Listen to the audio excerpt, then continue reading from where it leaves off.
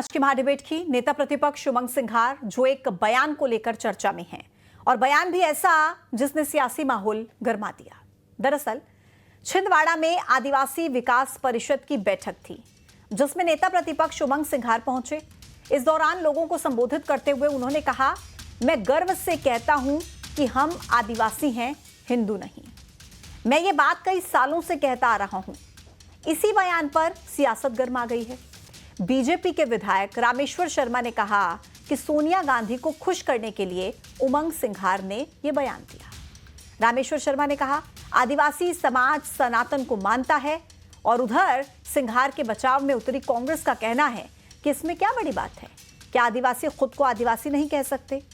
उधर बीजेपी ने उमंग सिंघार से अपने बयान पर देश से माफी मांगने की मांग की है। फिलहाल प्रदेश की राजनीति में एक नई बहस छिड़ गई है। आखिर उमंग सिंघार के इस बयान का इशारा किस तरफ है?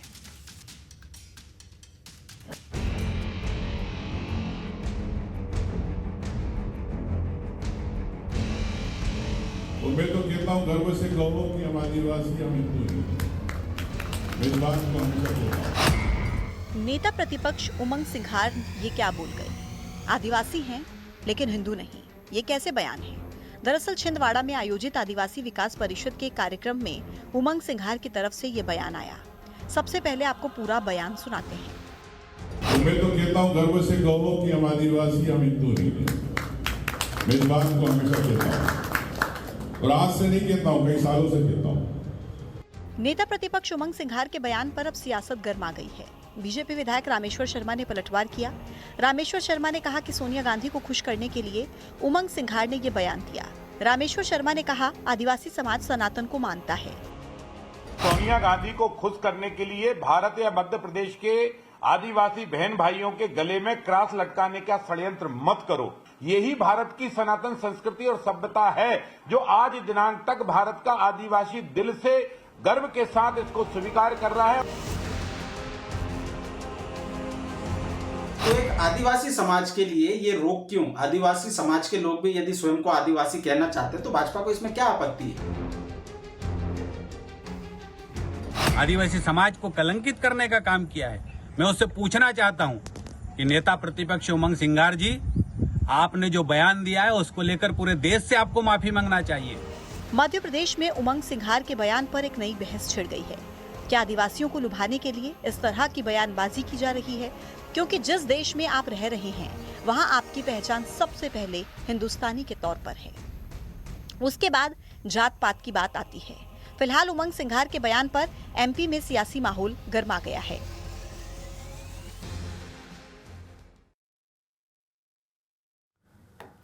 तो आदिवासी और हिंदू ये मसला जाति से धर्म तक का है और मसला ये भी है कि आखिर ये बयान क्यों दिया गया?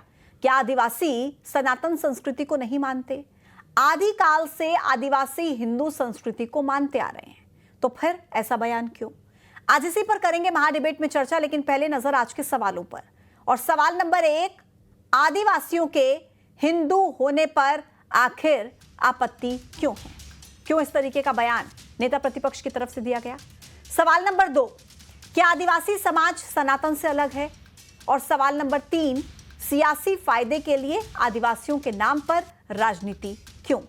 आज इन्हीं सवालों के इर्द गिर्द महाडिबेट में चर्चा करेंगे। मेरे साथ खास मेहमानों का पैनल चर्चा में शामिल है। कमलेश टेकाम जी प्रदेश अध्यक्ष हैं गोंडवाना गणतंत्र पार्टी के। आर.के. शुक्ला जी राजनीतिक विश्लेषक कनेक्ट हो गए हैं हमारे साथ। गुंजन चौकसे जी बीजेपी के प्रवक्ता हमारे साथ कनेक्ट हैं। अमित चौरसिया जी कांग्रेस के प्रवक्ता हमारे साथ कनेक्ट हैं। आप सभी का बहुत बहुत स्वागत है। सबसे पहले कमलेश टेकाम जी, मैं आपके पास आऊंगी और आप उमंग सिंघार के इस बयान से कितना इत्तेफाक रखते हैं? क्या आदिवासी हिंदू नहीं है?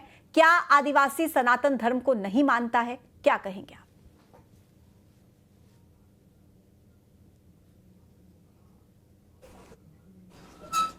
कमलेश जी, मेरी आवाज मिल रही है आपको?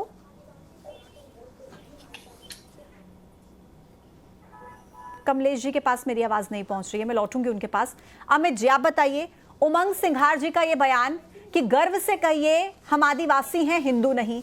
आदिवासी होना बहुत गर्व की बात है, हमें भी बहुत गर्व है। हम ऐसे देश में रहते हैं जहां पर आदिवासी परंपरा का आज भी पालन होता है। लेकिन क्या उमंग सिंघार और कांग्रेस पार्टी के लिए हिंदू होना शर्म की बात है?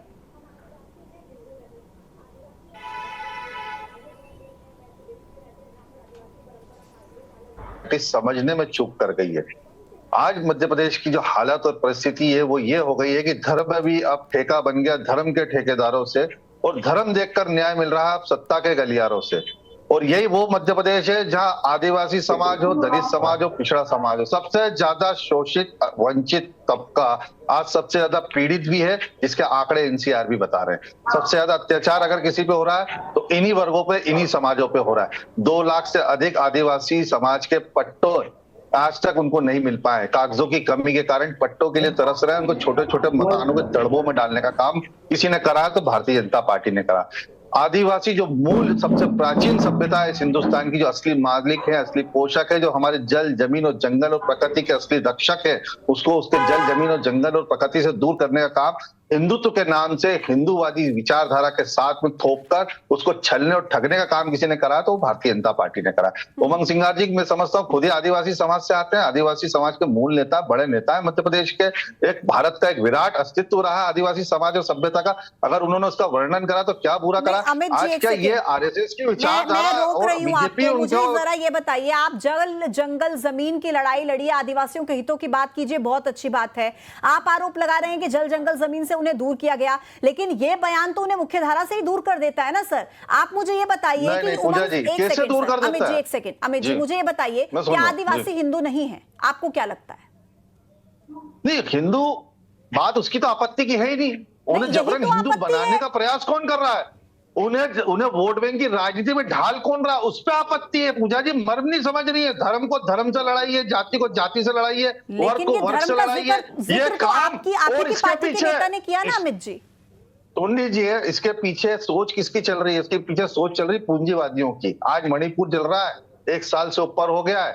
झारखंड, बिहार, छत्तीसगढ़ और मध्य प्रदेश के जिस तरह से खनिज को लूटा जा रहा है और भोले भाले आदिवासियों को हिंदुत्व के नाम पे बरगलाया जा रहा है, उसके खिलाफ ये बयान था। हमारा ना सनातन के खिलाफ कोई विरोध है, ना हिंदू संस्कृति के खिलाफ कोई विरोध है, लेकिन जो समाज को छलने का नाम भोले भाले आदिवासियों के क्या साथ किया जा रहा है, जिस तरह से मध्य प्रदेश में चोरी की सरकार बनाएगी, 29 लोकसभा सीटों में मतदाता सूचियों में गड़बड़ी कर 29 की 29 सांसद हथियाए गए सरकारी मशीनरी के द्वारा, तो भारतीय जनता पार्टी हमें पाटना पड़ा है और ये धर्म के ठेकेदार बनकर हमें ज्ञान देना दे। ये तथाकथित सनातनियों का असली चेहरा पूरे समाज और प्रदेश ने देखा किस तरह आदिवासी सभ्यता पे लोगों ने और आप आदिवासियों को सनातनी बताने से इनकार कर देते हैं, कहते हैं कि वो हिंदू नहीं है। आपने मेरे सवाल का ठीक से जवाब नहीं दिया। मैं आपके पास लौटूंगी, मैं लौटती हूँ अमित जी। मेरे अन्य मेहमान भी इंतजार कर रहे हैं, पहले उनसे प्रतिक्रिया ले लेती हूँ। गुंजन चौक से जी बताइए, कह रहे हैं गलत संदर्भ में आप इस पूरे बयान को ले रहे हैं। हम तो जल जंगल और जमीन के हकों की बात कर रहे थे आदिवासियों के लिए। पूजा जी, जिस तरह आज उमंग सिंगार जी का बयान आया, ये बहुत ही शर्मनाक था, बहुत ही दुखद था। एक इतना संवेदनशील मुद्दा था और उन्होंने आज जिस तरीके से उसका राजनीतिकरण किया, और उसके बाद यहाँ बैठ के उनके कांग्रेस प्रवक्ता अमित जी ने जितनी निराधार और तथ्यहीन बात करी कि मुझे उसका जवाब देना भी मैं ठीक नहीं समझती। पूजा जी, मेरा तो सवाल है इनसे पहले कि आखिर हिंदू से इतनी नफरत क्यों? कांग्रेस के नेताओं को सनातन से इतनी नफरत क्यों? इनके इंडी गठबंधन के साथ मिलकर इन्होंने कभी सनातन को डेंगू मलेरिया कहा, कभी सनातन को HIV कहा, कभी हमारे प्रभु श्री राम को काल्पनिक कहा, राम जी की प्राण प्रतिष्ठा का बहिष्कार किया। जिस चीज के लिए आज सनातन भारत का नाम पूरी दुनिया में डंका बजता है, उसकी सनातन संस्कृति पर, उसी संस्कृति के नाम पे ये नफरत की राजनीति फैला रहे हैं। अरे शर्म आना चाहिए उमंग सिंगार जी को। उनके इस बयान से उन्होंने जितना अपमान एक हिंदू का किया, हिंदू समाज का किया, भारत की संस्कृति का किया, संस्कार का किया, उतना ही अपमान उन्होंने उस आदिवासी समाज का किया। ये वो आदिवासी समाज का गौरवशाली इतिहास है पूजा जी, जिनके इष्ट महादेव हैं, जो सुंदरकांड की पूजा करते हैं, जो हनुमान जी को मानते हैं, जो होली, दीपावली, रक्षाबंधन का त्योहार बनाते हैं, जो तुलसी की पूजा करते हैं, जो पीपल की पूजा करते हैं, जो प्रकृति को मानते हैं, जो सूर्य देवता की पूजा करते हैं, वो हर वो इष्ट को मानते हैं जो हिंदू धर्म है। वो हिंदू है, वो गर्व से कहते हैं हम हिंदू धर्म के साथ जब वो मंदिरों में जाते हैं तो उनको मंदिरों में प्रवेश रोक देते हैं।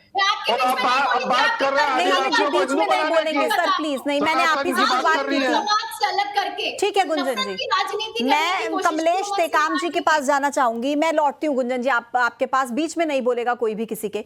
कमलेश जी आप बताइए, अब क्या आदिवासी समाज सनातन धर्म से ताल्लुक नहीं रखता? क्या आदिवासी समाज सनातन धर्म से खुद को बाहर मानता है? कमलेश जी।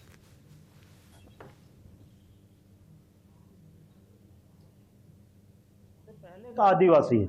आप इतिहास पढ़ेंगे, इतिहास पे जाएंगे तो जब से सनातन धर्म है उससे सबसे पहला तो आदिवासी सनातनी है। लेकिन ये हिंदू और इसकी जो बात आई है, हम लोगों ने हमारा गोंडवाना महासभा 1932 से जो मांग कर रहे हैं कि आदिवासी का धर्म कोड दिया जाए, और जब से लेकर आज तक सैकड़ों सालों से आदिवासियों को सिर्फ धर्म, ये तो भारत देश तो धर्मनिरपेक्ष है क्योंकि यहाँ संविधान लागू है, तो सभी को अपना अपना धर्म मानने का अधिकार है। लेकिन आदिवासियों को तो आज तक देखा जाए तो कई धर्मों में विभाजित कर दिया गया। कोई हिंदू की लड़ाई लड़ रहा है, कांग्रेस हो या भाजपा, ये अपनी अपनी राजनीति कर रहे हैं आदिवासियों के लिए। ये किसने कहा कि आदिवासी पूर्णतः हिंदू है? वो तो हम भी नहीं मानते, क्योंकि हमारी गोंडवाना गणतंत्र पार्टी की एक वैचारिक लड़ाई जब से रही है, गोंडवाना राज्य संकल्प यात्रा निकालकर पृथक गोंडवाना राज्य की मांग भाषाई आधार पर करना, और आदिवासियों को जो क्रिश्चियन बनाया जा रहा है, मुस्लिम बनाया जा रहा है, ये तो सैकड़ों सालों से चला आ रहा है। तो मेरा दोनों से अलग तरह का क्वेश्चन है, क्या अगर हम हिंदू है, आदिवासी हिंदू है, तो क्या वर्ण व्यवस्था में हम लोग कहाँ आते हैं?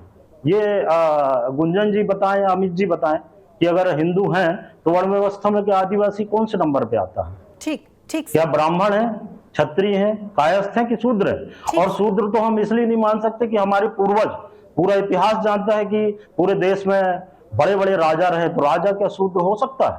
आप उसको खुद ही सोचें और इनसे पूछें कि ये क्या हिंदू में शामिल करते हैं कि क्या करते हैं। और हमारे आज तक जो विधायक सांसद बनते जा रहे हैं, चाहे कांग्रेस के हों चाहे भाजपा के हों, इस बात को आज तक उठाया ही नहीं गया। मुझे सबसे बड़ा दुख तो इन पे है जो हमारा प्रतिनिधित्व कर रहे हैं, आदिवासी का प्रतिनिधित्व कर रहे हैं। जी कमलेश जी, मैं और अभी हाल ही में दिल्ली में 14 राज्यों के आदिवासी समाज के लोगों ने धर्म कोड की मांग के लिए राष्ट्रपति के पास गए थे, राष्ट्रपति महोदय के पास गए थे, जाकर दिया। ठीक सर। अब सरमन अकेले जी, क्या आपको लगता है कि ये जात पात और धर्म के आधार पर बांटने की बात करना, ये पॉलिटिकल माइलेज के चक्कर में चाहे कोई भी पार्टी हो, ये कितना सही कितना गलत? और आज जो उमंग सिंघार ने कहा कि आदिवासी हिंदू नहीं है, ये आपको लगता है कि ठीक बात है इस तरीके का बयान देना? देखिए, उमंग सिंघार जी को ये आज याद आई या कांग्रेस को आज याद आई? जब देश आजाद हुए 80 साल हो गए, 79 के पार कर गए, तब आज याद आई। तो इसके पहले कहाँ गए थे ये लोग? कांग्रेस भी सरकार में रही, भाजपा भी सरकार में रही, तो आदिवासियों के लिए क्यों नहीं सोचा? जब 5 साल आता है वोट लेने के लिए उनके विकास, आज धरातल में देखिए कि आप जो बांट रहे हो धर्मों में, तो क्या उनका विकास हुआ है? मैं मंडला से बोल रहा हूँ, मंडला ट्राइबल एरिया है, यहाँ 70% आदिवासी निवास करता है। आज देखें कि उनके लिए 275 की राशि जो आई है, कितनी आई और क्या हुआ यहाँ पर? आज अगर सही तरीके से आदिवासियों के नाम पे जो पैसा आ रहा है अगर खर्च किया जाता तो हर आदिवासी आज विकास कर गया और हर घर में कम से कम 4 व्हीलर होती। आप आकलन करें और दोनों सरकार से पूछें। इस चीज का मैं इनसे जवाब मांगता हूँ, जो आज तक ट्राइबल मिनिस्टर रहे, जो जब से चुनाव प्रक्रिया में आई और जब से चुनाव हो रहा है। ठीक है। ठीक है, आर के शुक्ला जी, क्या आपको लगता है कि जिस तरीके से, देखिए अगर मैं चुनावों के नतीजों का भी यहाँ पर जिक्र करूं तो जो एसटी के लिए आरक्षित सीटें हैं 47 सीटें, 2018 में कांग्रेस ने 30 सीटें जीती थी और बीजेपी ने 16, फिर 2023 में आते आते स्थिति ये हो गई कि बीजेपी 25 पर आ गई, कांग्रेस 21 पर आ गई। क्या यही वजह है कि कांग्रेस को कहीं ना कहीं नजर आ रहा है कि आदिवासी वोट बैंक हमसे चूकता ना जाए? क्योंकि लोकसभा चुनाव में तो केवल एक ही सीट इनके पास आई थी, छिंदवाड़ा की, और उस वहीं की धरती से उमंग सिंघार ये बयान दे देते हैं। आर के शुक्ला जी, देखिए, सत्ता की नजर से देखना अलग चीज है, वो देश को एक सूत्र में बांधने की नजर से देखना अलग चीज है। सबसे पहले तो मैं देश को बांटने की किसी भी साजिश को या किसी भी प्रकार के दृष्टिकोण का मैं घोर विरोध करता हूँ, निंदा करता हूँ। वो उमंग सिंघार हो, अमित चौरसिया जी हो, गुंजन चौकसे हो, या कोई भी हो, देश एक है। सबसे पहले देश के बारे में सोचा जाना चाहिए। राजनीतिक पार्टियां बनती हैं, बिगड़ती हैं, आएंगी, चली जाएंगी, देश पे कोई कुछ असर पड़ने वाला नहीं है। अब आते हैं सवाल आज पर कि आज ये मुद्दा क्यों उठा गया। निश्चित रूप से सिर्फ और सिर्फ विशुद्ध राजनीति को ध्यान में रखते हुए वर्ग देश को बांटने की नियत से, आदिवासी वोटों को तोड़ने की नियत से इस प्रकार के वक्तव्य दिए जा रहे हैं, जिनका सभी समाज के इन प्रबुद्ध लोगों को, मीडिया को और आदिवासी भाइयों को विरोध करना चाहिए कि इस प्रकार की बयानबाजी वो ना ही स्वीकार करेंगे, ना ही उनको मानना। ठीक सर। सरमन अगेले जी, क्योंकि आदिवासी बेल्ट में जो धर्मांतरण के मामले हैं वो एक बहुत बड़ा चिंता का विषय है, और ऐसे में ये बयान दे देना कि आदिवासी गर्व से कहिए हम आदिवासी हैं, हिंदू नहीं, आपको लगता है कि कहीं ना कहीं ये इन मामलों को और तूल पकड़ाने जैसा है, धर्मांतरण के केसेस को? देखिए पूजा जी, ये जो मध्य प्रदेश विधानसभा में इंडियन नेशनल कांग्रेस के लीडर ऑफ अपोजिशन उमंग सिंगार जी ने जो बयान दिया, उसके 4-5 मायने हैं। पहला तो ये है कि देखिए, आदिवासी नेता जो है ना अपने अपने तरीके से बयान देते हैं, लेकिन यदि इसका इतिहास और पुरानी चीज़ों को देखें तो आदिवासी, जैसे माननीय राहुल गांधी जी ने कहा कि जल जंगल जमीन के वो असली मालिक हैं। माननीय नरेंद्र मोदी जी, बीजेपी कहती है कि वो वनवासी है, उनके कल्याण के लिए बहुत सारी योजनाएं चला रहे हैं। लेकिन यदि पुराना इतिहास देखेंगे तो वो जंगल में रहने वाले लोग थे, उनको ये मालूम ही नहीं था कि वो किस वर्ग से आते हैं, किस धर्म से आते हैं। तो जब ब्रिटिश गवर्नमेंट थी यहाँ पर इंडिया में और ब्रिटिश रूलिंग थी, तो ब्रिटिश रूलिंग के होने के कारण जो एंथ्रोपोलॉजिस्ट थे, जो पाश्चात्य सभ्यता को मानते थे, वो आदिवासियों को बहुत जल्दी धर्मांतरण करने में उनको सुविधा रहती थी, क्योंकि उनकी कोई जाति नहीं थी, ना तो वो हिंदू लिखते थे, ना मुसलमान, ना सिख, ना ईसाई। तो क्रिश्चियन जो ईसाइयत का जो श्रृंखला बढ़ी है, परसेंटेज, वो उसके कारण बना। फिर धीरे धीरे जैसे राजनीति आई है, तो राजनीति में सब अपनी सुविधा के अनुसार काम करने लगे।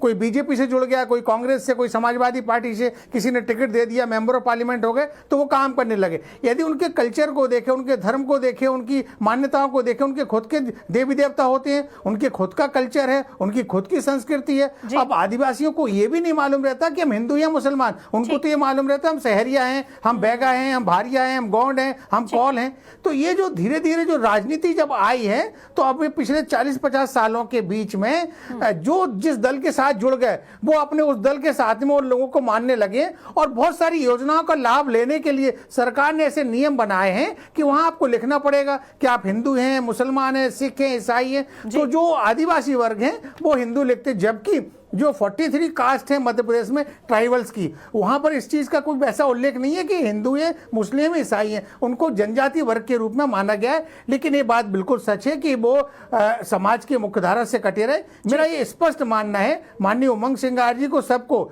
जो आदिवासी कार्य मंत्रिमंडल परिषद है उसकी बैठक, उसकी कार्रवाई, उस पर फोकस करना चाहिए कि महामहिम के माध्यम से राष्ट्रपति महोदय के पास वो जा रहे हैं कि नहीं जा रहे। अमित जी से मैं सवाल पूछूंगी, जैसा कि कह रहे कि मुख्यधारा से आदिवासी कटे रहे हैं, अब उन्हें मुख्यधारा में जोड़ने की तो कोशिश हो रही है ना। और आदिवासी समाज तो वो समाज है जो सालों से अपनी परंपरा को सहेजे हुए, अपने रीति रिवाजों को सहेजे हुए है।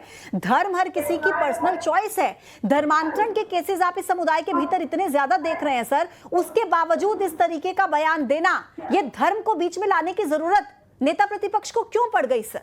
आप लोग उनके हितों की, उनके हकों की लड़ाई लड़िए, बहुत अच्छी बात है, लेकिन धर्म बीच में क्यों लेकर आ गए, मजहब बीच में क्यों लेकर आ गए? 5वीं अनुसूची और अनुच्छेद 244, 275 आदिवासी समाज को एक अलग विशिष्ट अधिकार प्रदान करता है, और उसी विशिष्ट अधिकार को चुनौती भारतीय जनता पार्टी ने दी। आदिवासी दिवस पे आमा आखा अंदू छे किसने नारा दिया? किसने आदिवासी समाज के अंदर ये बीज बोने का काम किया? किसने समाज को विघटन में डालने का काम किया?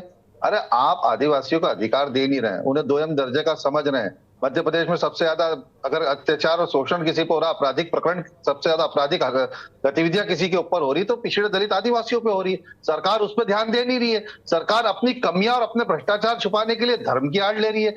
अरे उमंग सिंगार जी ने क्या गलत कह दिया साहब? और ये तो सालों से देश का 1932 हजारों साल पुरानी संस्कृति है। कमलेश टेकाम जी यहाँ पे बैठे हुए, वो पूछिए उनसे।